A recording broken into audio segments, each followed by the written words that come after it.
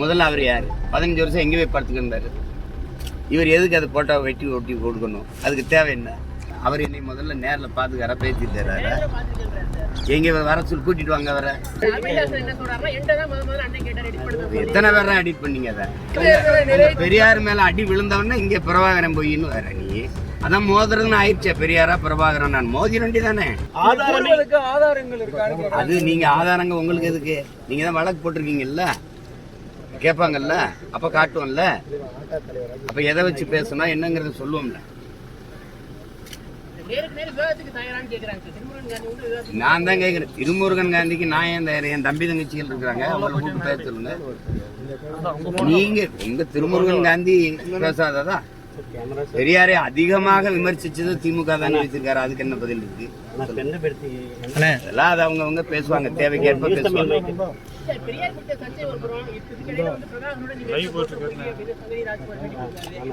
அவர் யாரு? முதல்ல அவர் யாரு? 15 வருஷம் எங்கே போய் படுத்துக்கின்றாரு. இவர் எதுக்கு அதை போட்டோ வெட்டி ஒட்டி கொடுக்கணும்? அதுக்கு தேவை என்ன? எங்கிருந்து எடுத்தாரு அந்த படத்தை? எப்படி வெட்டி கொடுத்தாரு சொல்லுங்க. அவர் என்னை முதல்ல நேரில் பார்த்துக்கார பேசிட்டு தர்றாரு. எங்கே வர சொல்லி கூட்டிட்டு வாங்க. வர அவர் எப்போ என்னோட பேசிருக்காரு பாருங்க. வன்னியருக்கான 10.5 இடஒதுக்கீட்டை நான் ஆதரித்து பேசும்போது அவர் பேசுறாரு, அண்ணா வன்னிய மக்கள் கூட இருங்கன்னா என்ன விட்டுறாதீங்கன்னான்னு பேசுவார். சரி தம்பி சரி தம்பி. அவர் வெங்காயம் படம் எடுத்தாரு, அதனால வெங்காயங்களுக்கு ஆதரவா பேசுறாப்புல. நமக்கு அது ஒன்றும் இல்லை. எத்தனை பேர் தான் எடிட் பண்ணீங்க? அதை எத்தனை பேர் எடிட் பண்ணி? எங்க பெரிய எடிட்டரா நீங்கெல்லாம்? என்ன வி.டி. விஜயனா இல்ல ஸ்ரீகர் பிரசாத்தா? நீங்கெல்லாம் என்னடா காமெடி பண்ணிட்டு அழைக்கிறீங்க? 15 வருஷமா எங்க படுத்திருந்தா? அந்த படம் முதல்ல ஆனந்த விடன்ல வந்ததில்ல, அப்பவே சொல்ல வேண்டியதானே. உங்க பெரியார் மேல அடி விழுந்தவொடனே இங்க பிரபாகரன் போயின்னு வர நீ அதான் மோதுறதுன்னு ஆயிடுச்சே. பெரியாரா பிரபாகரன் நான் மோதி ரெண்டி தானே. பூரா குறுக்க வரேன் போறோம். எங்க அண்ணன் தம்பி மாமச்சின்னு சித்தப்பன் பெரியப்பனா இருக்கிறதுனால கொஞ்சம் யோசிக்க வேண்டியது இருக்குது. மெயின் பிராஞ்சே பேசாம இருக்கு.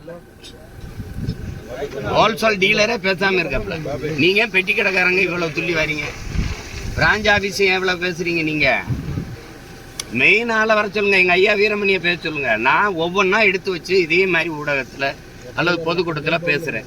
அதுக்கு நீங்க பதில் பேசினாலும் சரி, என்னோட இல்ல அண்ணன் சிவவீரபாண்டியன் எங்க அப்பா மணியரசனோட பேசின மாதிரி 2 மேசையை போடுங்க. நான் கேட்கறதுக்கு பதில் சொல்லுங்க, நீங்க கேளுங்க, நான் பதில் சொல்றேன். அதுல யாரு இருக்கிற மாதிரி தெரியலையே. இருக்கிற மாதிரி இருந்தா விவாதத்துக்கு வந்திருப்பாங்க. அவதூறை தவிர வேற ஏதாவது இருக்கா?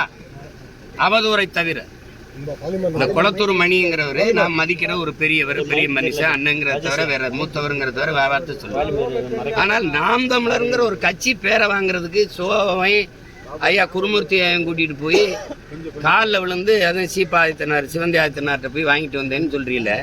இதெல்லாம் ஒரு வாயை திறந்தா பொய்யை தவிர அந்த திராவிட புரட்டு புழுகர்கள் என்ன பேசிருக்கீங்க? நாம் தமிழர் உங்க கட்சி என் தாத்தனோட இது, தமிழ் தந்தையோட இது, ஒவ்வொரு தமிழனுக்கும் உரிமையுடையது. அந்த பெயரை நான் தமிழர்னு பேர் வைக்கிறதுக்கு யார்கிட்ட போய் வாங்கணும்? ஐயா சோவுக்கும் குருமூர்த்திக்கும் நாம் தமிழர் கட்சிக்கும் சம்பந்தம் இருக்க அடிப்படை அறிவோட பேசிருக்கீங்களா? அதையாவது இது எத்தனை நாளைக்கு இந்த கதையை கட்டுக்கதையை விடுவீங்க? நான் எதிர்த்து உங்களை பேச மாட்டேங்கிற ஒரே இதனால தானே.